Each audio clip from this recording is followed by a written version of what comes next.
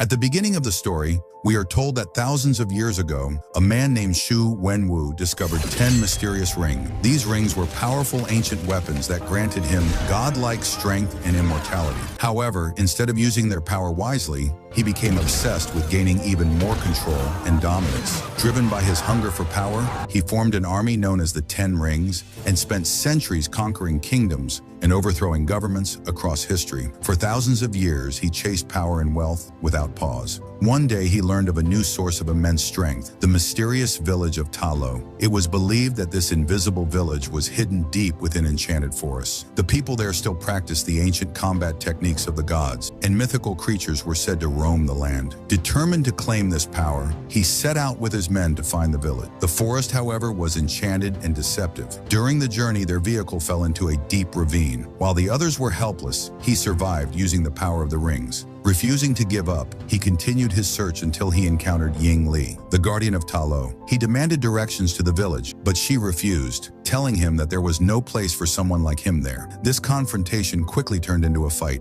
Using the mystical powers of Ta Lo, she defeated him with ease. Despite being enemies, something unexpected happened. They fell in love. Eventually, they married and had 2 children, Shang-Chi and Zhiling. For the first time, he had a real family. He abandoned his violent ways and locked the rings away in a box, choosing a peaceful life instead. One day, Shang-Chi asked his mother how she managed to defeat someone so powerful. She explained that the people of Ta Lo were blessed by the great protector dragon, whose magic granted them extraordinary abilities. Anyone who earned the dragon's favor could accomplish incredible feats. She then gave her son a pendant, telling him that whenever he felt lost, it would guide him back home and that he should always keep it with him. For a while, the family lived happily. But one day while he was away, members of the Iron Gang attacked their home. Years earlier, he had tried to wipe them out, and now they had come for revenge. She quickly sent her children inside and stepped forward to face them alone. By that time, she no longer had her powers, having given them up when she chose to live a normal life. Without her abilities, she was unable to defend herself and was killed. When he returned home and saw her lifeless body, he was completely shattered. Consumed by grief and rage, he put the rings back on and unleashed a brutal campaign of vengeance. He then began training Shang-Chi in martial arts from a very young age, turning him into a skilled fighter within just a few years. When the boy turned 14,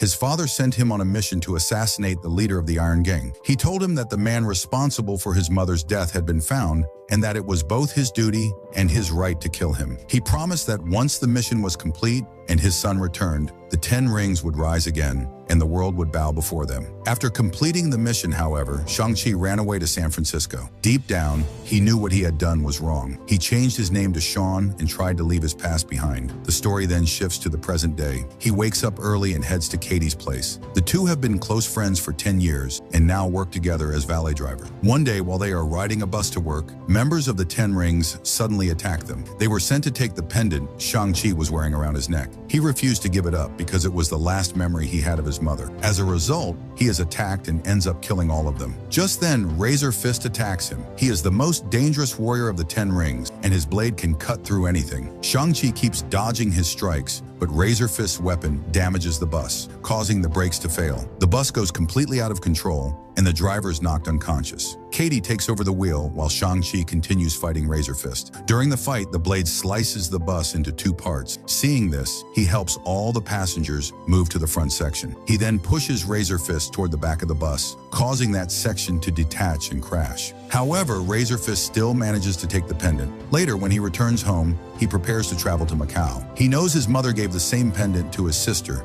and the 10 Rings will come after her next. Katie asks what's really going on and who he actually is. He tells her the men who attacked them were sent by his father, and now his sister's in danger. He says he has no choice but to go after her. Katie insists on coming with him. They fly to Macau, and during the trip, he tells her his past, but lies about one thing, claiming he never completed his mission. Once they arrive, they head to an underground fight club. The postcard his sister sent had that address on it. They take an elevator to the upper level, but he is tricked into signing a contract. A video of the bus fight has gone viral, and the organization runs illegal live stream fights on the dark web, where people place bets. When he enters the arena, he's shocked to discover that his opponent is his own sister. She is furious with him. Before leaving on his mission, he promised he'd return in 3 days, but he never came back. Fueled by anger, she beats him badly and he loses the fight. After the match, she confronts him and asks what he wants. He explains that the 10 rings attacked him in San Francisco and stole his pendant. Now they're coming for her because she has the same one. He believes their father is planning something terrible using them. She tells him that when he left, she needed him, but he never returned. That's when she realized she didn't need him at all. She built her own life on her own terms. She says she never needed him before, and she doesn't need him now. He asks why she sent him the postcard. She replies that she never sent it.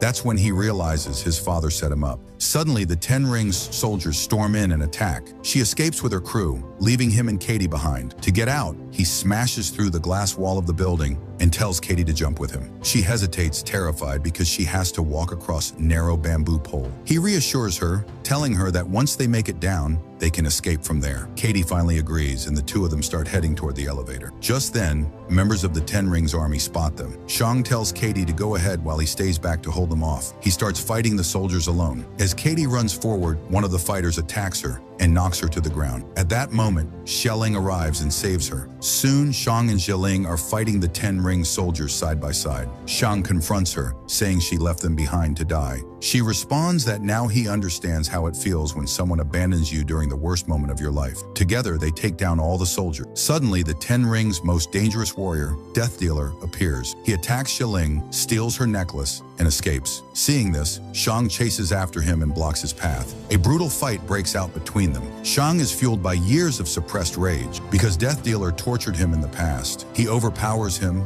and begins beating him mercilessly. Before he can finish it, his father arrives and stops him. He tells Shang that he missed him deeply. They all return home, where the 10 Rings army welcomes them. Xialing takes Katie to her room. Katie nervously asks if their father will kill her. Xialing says that if she stays quiet, he might forget she's even there. After their mother died, he completely changed. He believes Xialing reminded him of her, so he wouldn't even look at her. Because she wasn't allowed to train with the boys, she secretly taught herself martial arts by watching from a distance and learned everything better than them. Katie asks when she left home. Xialing says she ran away at 16 when she realized her brother was never coming back. Later, they all sit down for dinner. Shang asks how his father found them. He replies that he's been watching them both for a long time and says the time has come for them to stand beside him. Shang refuses. Their father takes them into a private room and explains that after they ran away, memories of their mother consumed him even more. He began studying Ta Lo and learned about a hidden gate deep within the mountains, where the people of Ta Lo imprisoned their mother. Neither sibling believes him. He says he didn't believe it either, until one day while sitting alone in that room, he heard her voice clearly, as if she were right there. She told him she needed his help. Shang asks why the people of Ta Lo would do that. He explains that when they fell in love, she wanted them to live together in Ta Lo. She asked the elders for permission, but they refused, saying he wasn't worthy. This convinces him that Ying Li is still alive and being held captive. Shang insists their mother is gone. Their father leads them into the hall. When he places their mother's pendant into the dragon statue's eyes, water pours out and instantly freezes. As the ice collapses, it reveals a hidden path. He explains that the road to Ta Lo is a maze, but once a year, on a specific day, a straight path opens in the middle of the forest. To reach it,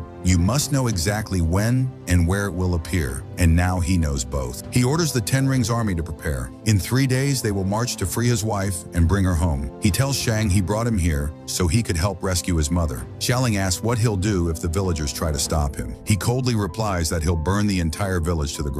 Shang tells him he can't enter Ta Lo with these delusions. Enraged, he attacks both of them and orders them thrown into prison. Back in his room, he once again hears Ying Li's voice. She tells him they will soon be together again. Meanwhile, Shang, Xialing, and Katie are locked in a cell. Shang says if they don't reach Ta Lo before his father does, everything left of their family will be destroyed. They hear strange noises and investigate, discovering a man named Trevor Slattery. Trevor explains that years ago, a producer cast him as a terrorist, but the producer was an actual terrorist. When Trevor played the role, the authorities believed it was real and arrested him. Later, their father freed him from prison, intending to kill him, but after Trevor performed for him, his heart softened, and Trevor has been putting on weekly shows ever since. Suddenly, a mythical creature appears. Shang and Katie panic when they see it has no head. Trevor calmly explains that it's named Morris and that he can understand it. Morris tells him that it knows them because it grew up in Ta Lo with their mother. Their father stole it while searching for the hidden path through the enchanted forest. Now it wants to go home. Shang says that if it were up to him, he would take it back immediately. But according to his father, the path only opens once a year. Trevor says that Morris believes he can still take them there and guide them across the maze. However, However, it's extremely dangerous because no one has ever crossed it alive. Katie asks how they're supposed to get out of the place. Just then, Xialing discovers a hidden tunnel and tells Shang that Death Dealer has escaped with the vehicle from the complex.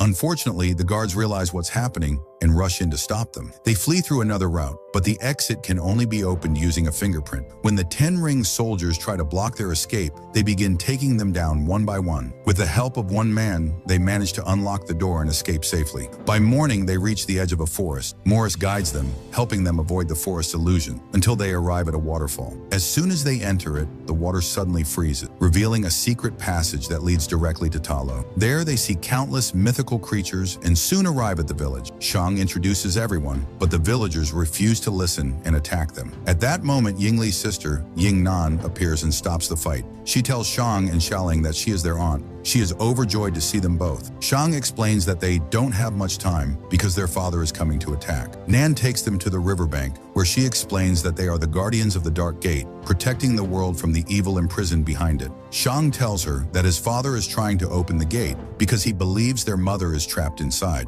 Nan asks why he believes this. Xialing explains that he has been hearing their mother's voice, calling out for help. Nan then tells them the history of Ta Lo. Their village is only a small part of a vast realm, one filled with cities more magnificent than anything in the known universe. Thousands of years ago, the people lived in peace and prosperity until a dark beast shattered that harmony. The creature arrived with an army of soul eaters. Anyone who stood in its path was destroyed, and with every soul consumed, the beast grew stronger, nearly annihilating their world. It then turned its sights on the human world. To stop it, the leaders of Ta Lo sent their greatest warriors, but their ancestors could not withstand the dark forces. Eventually, the great protector dragon came to their aid and turned defeat into victory. Together, they sealed the dark beast and its army behind the dark gate. Through the great protector's magic, the people of Ta Lo have guarded that gate ever since and will continue to do so. Nan explains that Shang's father is not the only one who has tried to open the gate. Over the centuries, many have attempted it, but all failed. They all shared one thing in common. Each heard a voice promising to fulfill their deepest desires. The soul leaders know they can be freed by the power of the 10 rings, so they are calling out to his father in their mother's voice. Nan then takes Shang and Xialing to the ancestral chamber, where she reveals that their mother knew they would one day come. That's why she told Nan long ago exactly what preparations needed to be made. She hands both of them their suits and tells them that after losing a mother, every child feels alone in the world. But they are not alone. They are children of this family now,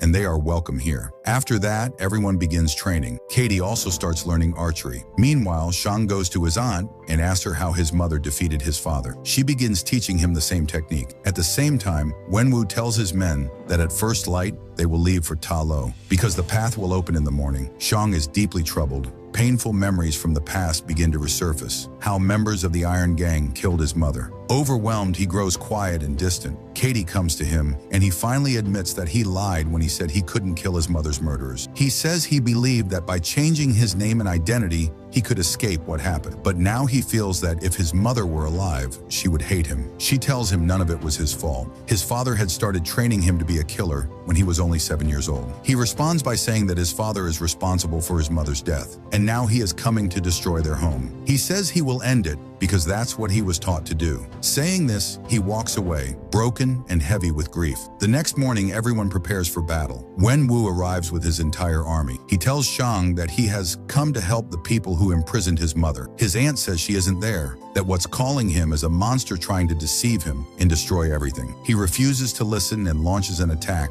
and the fight begins. As Wenwu moves toward the gate, Shang steps in to stop him. Wenwu mocks him, asking if he really thinks he can fight him alone. Shang replies that he isn't afraid. His father lunges at him and starts attacking, saying, "Spent your entire life afraid. You were there when they came to kill your mother, but you did nothing." Shang responds, She was gone, and we needed you. But you chose those damn rings over us! Saying this, he continues to strike him. Then he adds, "Do you really think Mom would come back to you? And even if she could, would she want to come back to someone like you?" Enraged by those words, he unleashes all the rings at once. The force of the attack sends Shang flying backward, crashing into the water below. Then Wenwu moves toward the gate because he can still hear Ying Li's voice calling out for help. Believing she's trapped inside, he begins striking the gate with the 10 rings, determined to break it open. As he attacks, Soul Eaters start slipping out through cracks in the door. Shilling warns everyone that if they don't fight together, they'll all be killed. She tells them their weapons are useless against these creatures, and that survival depends on working as one. Razor Fist pushes back, saying they don't need her help. They are the 10 rings. At that moment, a Soul Eater rips the soul from one of their own and kills him. They desperately try to save him, but their weapons have no effect. Another creature attacks Razor Fist, but his sister saves him using her weapon. She explains that only the weapons of Talo can kill them, because they are forged with dragon scale. Realizing they can't fight alone, Razor Fist agrees to join forces. The Soul Eaters begin carrying the stolen souls back through the dark gate to strengthen the Dweller in Darkness. She warns that if the creature grows any stronger, no one will be able to stop it. Armed with the proper weapons, they head toward the water to face the creatures. Meanwhile, Shang is sinking underwater. As he struggles, memories from his childhood flood back. He remembers his mother telling him not to be afraid, that the dragon's blessing would always be with him, and that he carries the good within both her and his father. Everything they gave him lives inside him. He finally accepts it from the heart. At that moment, Shang's eyes open, and the great protector dragon rises from the depths, appearing before him. Meanwhile, Wenwu is still trying to break through the gate because he can still hear Ying Li's voice calling out. At the same time, everyone joins forces to attack the Soul Eater. Shang rides the dragon out into the open, and the dragon begins fighting alongside them. Nan tells Shang that he must stop his father. Shang confronts him and attacks, trying to make him understand that his mother isn't really there. Wenwu refuses to listen, and a fight breaks out between them. Shang uses the technique his mother taught him when he was a child, allowing him to draw the 5 rings toward himself. The battle continues. Wenwu strikes Shang with all 5 rings, but Shang channels his own chi and protects himself using their power. He eventually gains full control over the rings, but he refuses to attack his father. Instead, he throws them aside. Wenwu insists that he has to save her because she is calling to him. Shang replies that he wishes it were true. Just then, the Dweller in Darkness emerges and attacks both of them. Wenwu uses the rings to save Shang, but the creature grabs him and begins draining his soul. Only then does Wenwu realize he was wrong. He hands the rings over to Shang and is killed by the creature. The beast turns its attention to Shang, but Xialing arrives riding the dragon and attacks. The creature retreats, weakened for the moment, and heads toward the village to consume more souls. Seeing this, Shang seals the dark gate with stones and rides the dragon toward the village to stop it. The dragon attacks using its elemental powers and traps the creature with water. However, the Soul Eaters gather countless souls and feed them to the beast, greatly increasing its strength. It breaks free and grabs the dragon, beginning to pull out its soul. Guangbo tells Katie that if the creature absorbs the dragon's soul, it will be unstoppable. They must aim for its throat. They attack together, but a Soul Eater grabs Guangbo and drains his soul. Katie is terrified. She has only 1 arrow left, and she only learned archery the day before. The creature grabs Xialing as well and starts killing her. Shang holds onto his sister's hand. She tells him he has to let go, or the creature will take the dragon's soul. Shang refuses, saying he can't lose her again. The creature begins swallowing the dragon's soul. At the last possible moment, Katie fires her arrow straight into the creature's throat. Her shot is perfect, and the dragon's soul is saved. The dragon drags the creature down toward the water and restrains it with its power. Shang leaps onto the creature and drives the rings into its chest. Using them in a powerful, controlled motion, he destroys the monster. All the Soul Eaters die with it. The dragon carries Shang and Xialing safely to shore. Many lives have been lost in the battle. That night, the fallen are honored for their sacrifice. Their bravery made the new dawn possible. With the darkness defeated, the dragon returns to the sky. Later, Shang and Katie return to San Francisco and tell their friends everything that happened. No one believes them and asks where Shang's sister is if the story is true. Shang explains that she went home to shut down their father's illegal operation. Still, no one is convinced. Then Wang arrives to take them. He asks Shang if he still has the rings. Shang confirms that he does. Shang and Katie leave with Wang, shocking everyone watching. The movie ends there.